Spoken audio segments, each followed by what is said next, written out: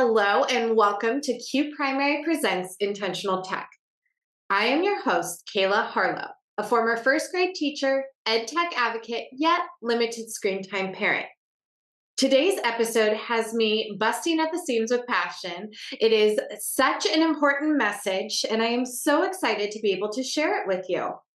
Today, we're going to be delving in honor of National Reading Month and Read Across America Day, to the Right to Read documentary by Jenny McKenzie. I have special guests who take part in this advocacy throughout the documentary and throughout their work that they continue to do in the California classrooms. So before we jump into our interview with Sabrina, Causey, and Jess Sliwerski, I want to have you get a snippet of what really drove my passion to getting them on the show. So here's a quick trailer of the Right to Read documentary. Millions of American kids struggle to read. We should succeed in seeing that every 8-year-old can read independently. When I first started teaching in Oakland, there were only 2 kids in my class of 35 who could read. Larry and to the cat. My man Larry, I'm gonna say this right now on tape. My man Larry just read his first sentence by himself, and I'm very, very proud of him. We have a lot of people who struggle to read. Why aren't we screaming and yelling about this? In 35 years, we have gone backwards, not forwards. It is a national problem that cuts across demographics, but it's painted as a minority issue. For as long as I can ever remember, I've wanted to be a teacher. This school is the lowest performing in reading in the district. So this is a civil rights issue. We're really trying to figure out how to get Oakland kids to read. Reading is everything. That's the foundation to everything in this life. It has been said that illiteracy is one of the most solvable issues of our time. What letter is it? What? Yeah. Everybody deserves the right to read. Literacy is for all. We want to make sure that all students have the opportunity to be with a teacher who has learned the science of reading in order to crack the code of reading. Question is today, do we have the political will and do we have the moral courage and fortitude to use literacy as a vehicle to include all? This is social justice. I hope that snippet of the Right to Read moved you as much as it moved me. Now we're going to jump into our conversation with Jessica Sliwerski and Sabrina Causey about their work that they are currently doing. A side note is that the Right to Read is going to be available for free streaming from March 2nd to March 9th. So by airtime, that will be tomorrow. And you can gain access through the show notes through the access link that you will see there. All right, without further ado, hi Sabrina, hi Jessica. Thanks for joining us today. I am so excited to really bring to light the conversation around the Right to Read movie, documentary, and the work that the two of you are doing. So to start off, Sabrina, can you just kind of describe what your current role in education is? Yes, so I am a first grade teacher in Oakland Unified. I've been at my current school for 5 years, and yeah, that's it. Nice. Where were you prior to that? I've been at the same school for all 5 years of my career so far. Oh, awesome. Awesome. And I know that you and Jess have a very unique relationship, kind of the stars aligned. I'll let either one of you kind of explain, how did you two get involved? And I mean, you're somewhat of a dream team from my experience of the work that you guys have been doing. Yeah, so I got an email a couple years ago. I got an email that just said there is a volunteer looking to work in schools. It was from my union rep at my school. She's a veteran teacher. And it said, are any of you interested? And at that point in time, I was struggling with classroom management and was begging administration to help and my mentor teacher to help. And they just couldn't. There were too many problems at my school. So I was like, yes, send me anybody.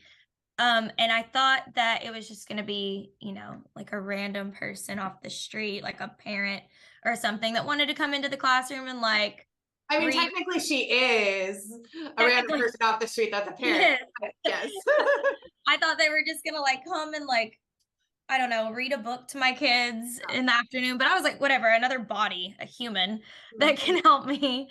But it was Jess, and she had curriculum that she wanted to teach and pull groups, and I was like, absolutely, please.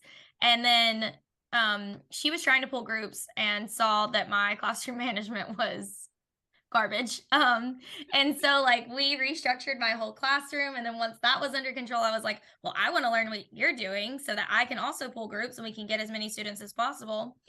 And so I started also teaching the differentiated instruction reading groups alongside her.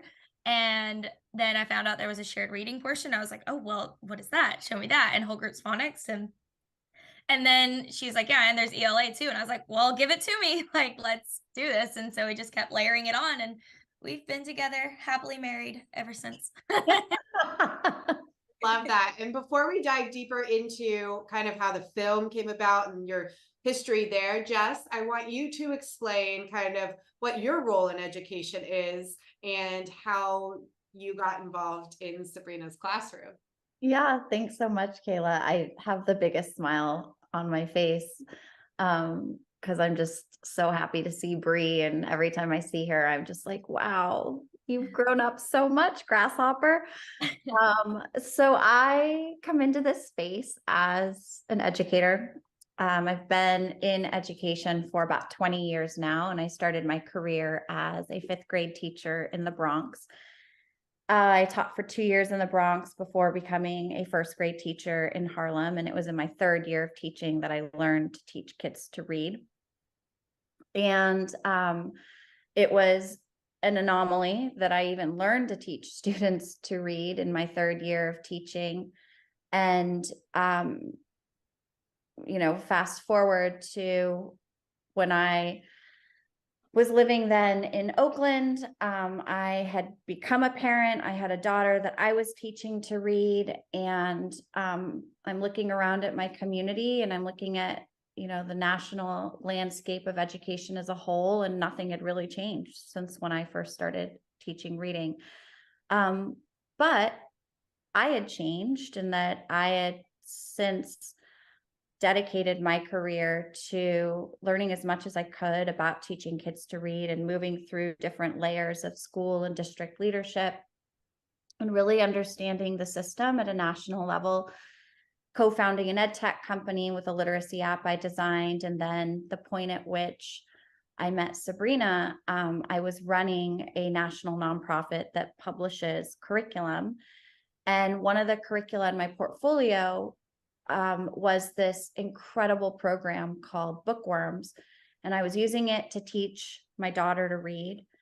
And I was trying to also help TK and 1st graders at my daughter's public school learn to read, and very quickly was told to stop what I was doing, and that if I wanted to volunteer, the only thing I was allowed to do was guided reading.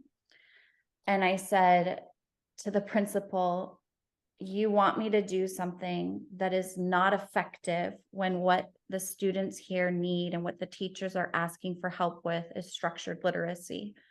And she said, I am telling you that you have to do the district mandated curriculum, and that is guided reading. And I said, I refuse to do that. And so as a result, I wasn't allowed to volunteer at my daughter's school. And I reached out to the volunteer office at the district and said, I know how to teach kids to read. There is a crisis in our community. I can help.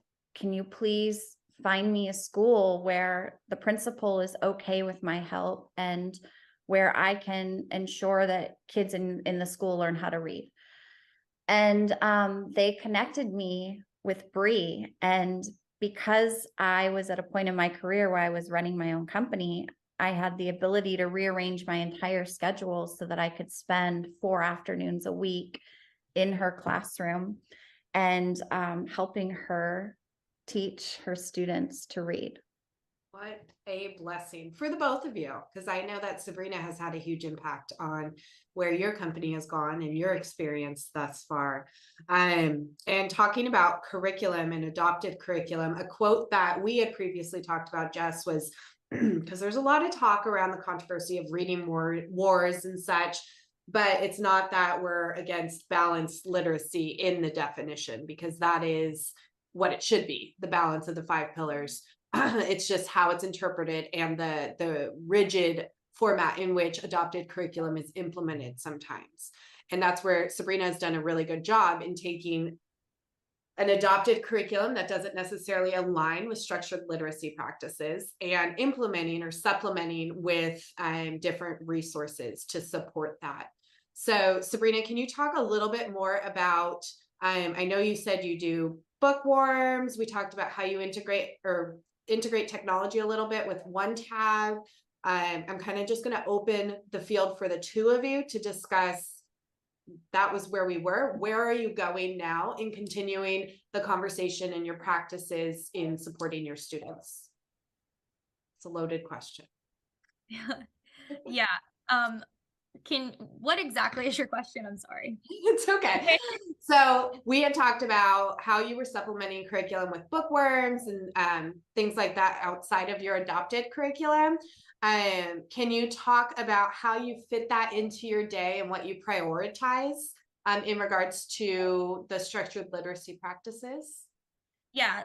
Okay. So, as you said, I'm supplementing because the district currently uses, or we've currently adopted a new curriculum that does follow the science of reading.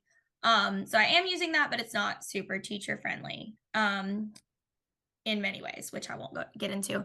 So I still do supplement that curriculum with bookworms. I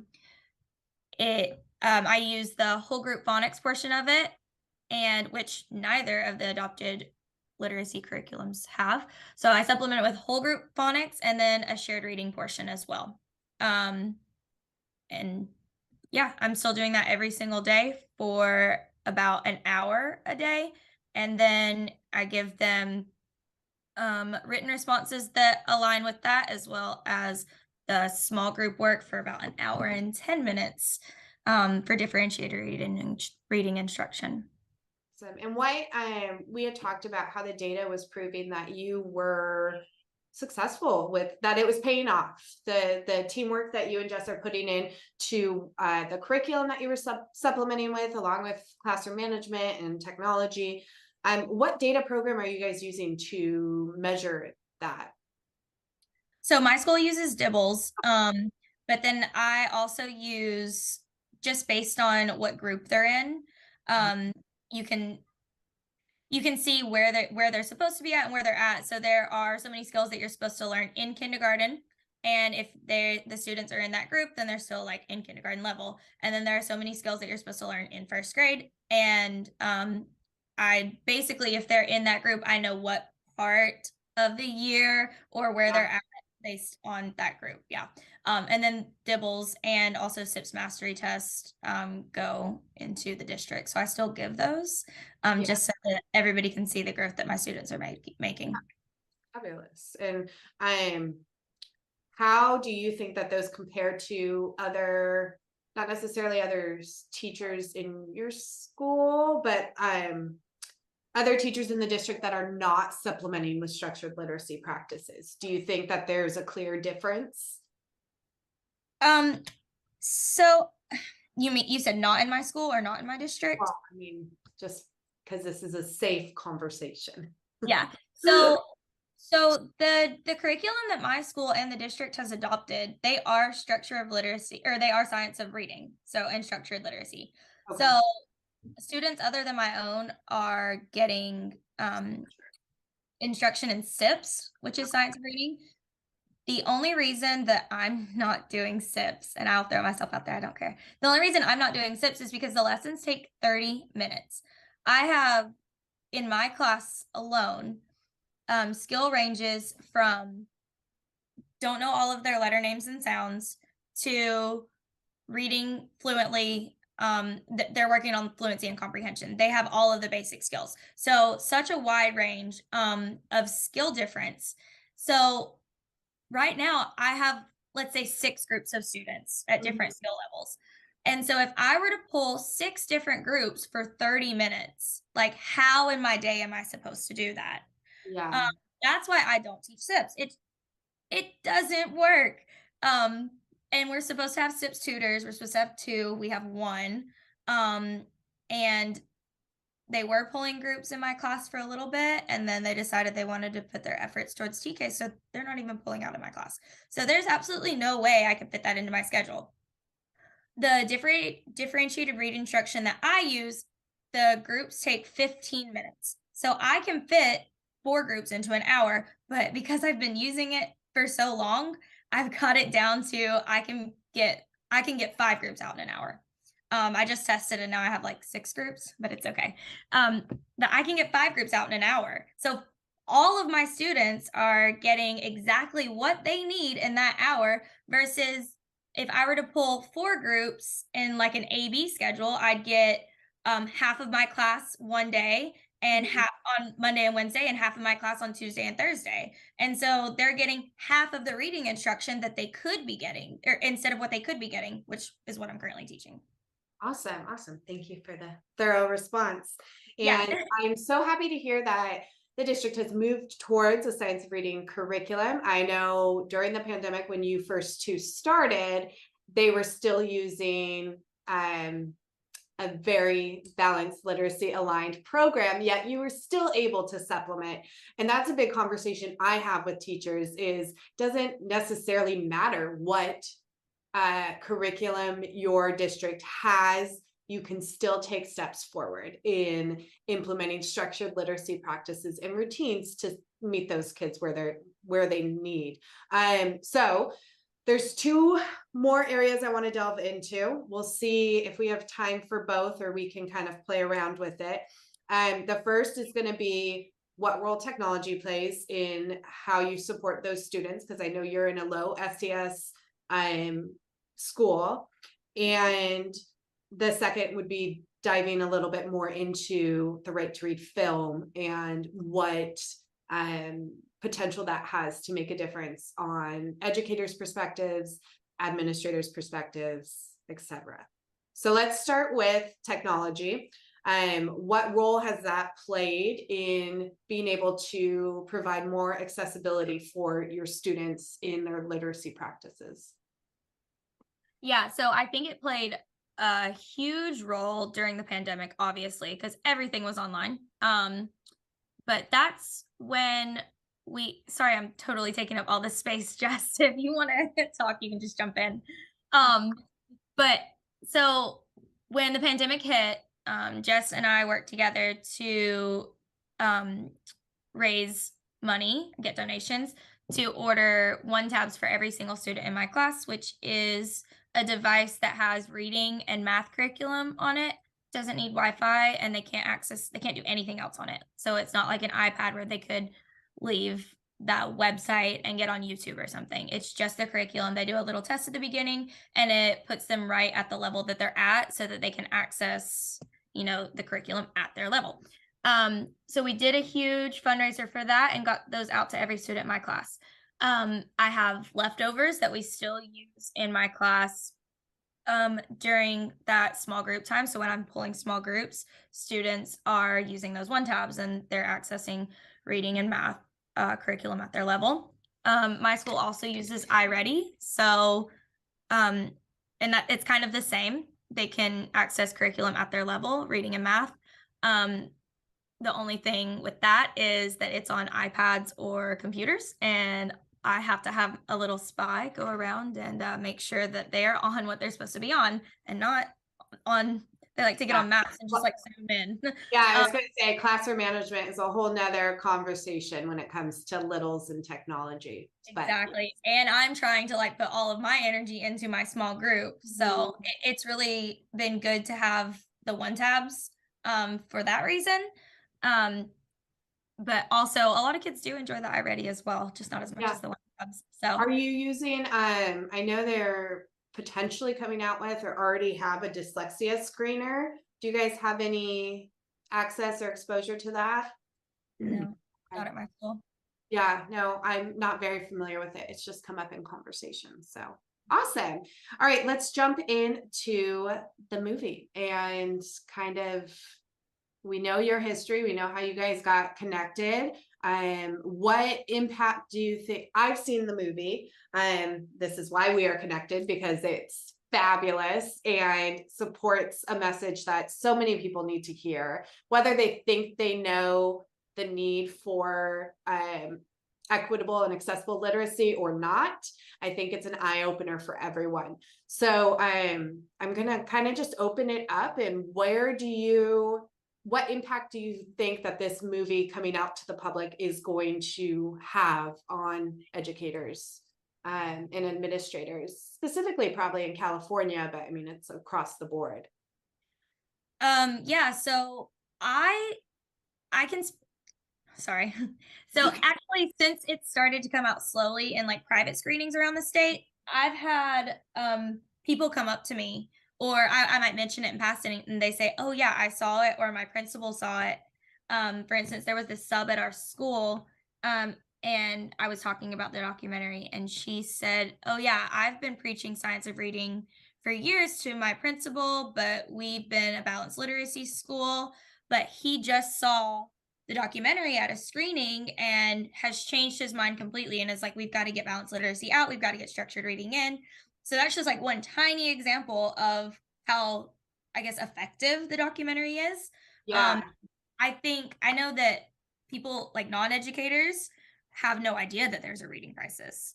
And I even think some educators don't even realize the extent of what's going on in the statistics, especially if you're in a certain isolated demographic area. Yeah, definitely. And a lot of teachers are, as I've heard, are very pro balanced literacy, because that's what they've had for so long. That's what they're used to. And that's the curriculum that they like. And I think that it might be shocking to see that it's not serving like a number of students. And it's not just the Black and brown students, it's the white students too. It's just that when their curriculum fails them at their school, then they come to me. They have the resources to hire independent tutors or independent help. No, I think when I think of the movie, I think of a quote by Dale Carnegie, and it's people move towards what moves them. And I think that's exactly what the documentary does, is it opens up your mind to like, wow, this is like such a bigger issue than just they can't read or they're going to be behind. We talk about the school to prison pipeline, things like that. So I completely agree with you. And I'm happy to hear that little snippet of a story. And then also, I think there's a lot around this reading wars and a lot of balanced literacy advocates. It's more, you don't know what you don't know. Like, it's not everyone that's in education is in education to have a positive impact on children, right? Like, we can all agree on that. So it's just the approach the documentary takes is kind of uniting all of us and really showing the statistics and the data and the larger impact that illiteracy can have. Jess, do you have anything to add? Yeah, I think when it comes to this crisis, we need as many different voices highlighting the problem as possible.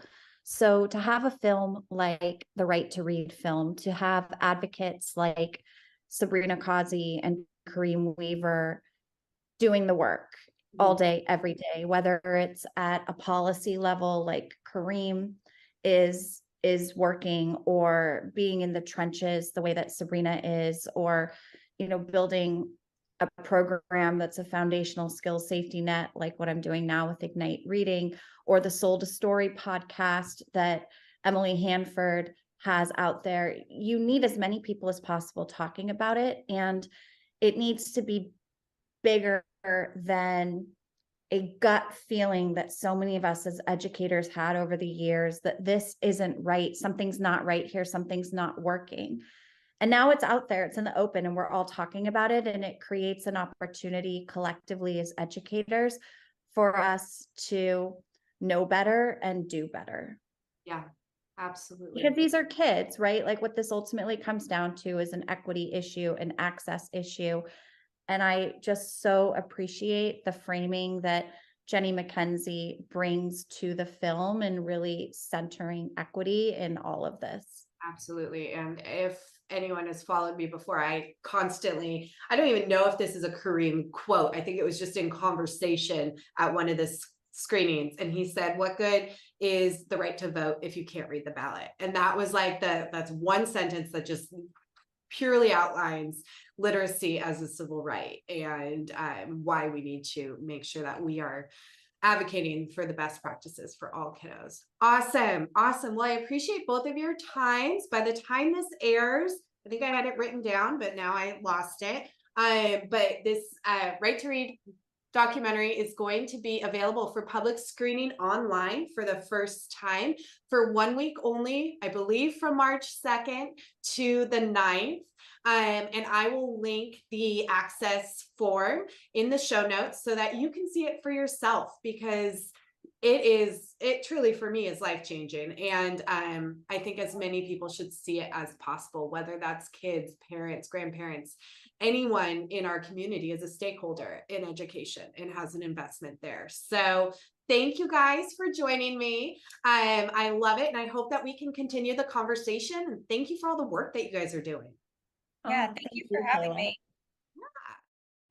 Thank you for tuning in to today's show of Q Primary Presents Intentional Tech.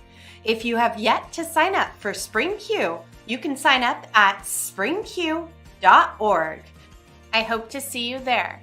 All resources mentioned in today's show can be found at kaylaharlow.com/podcast.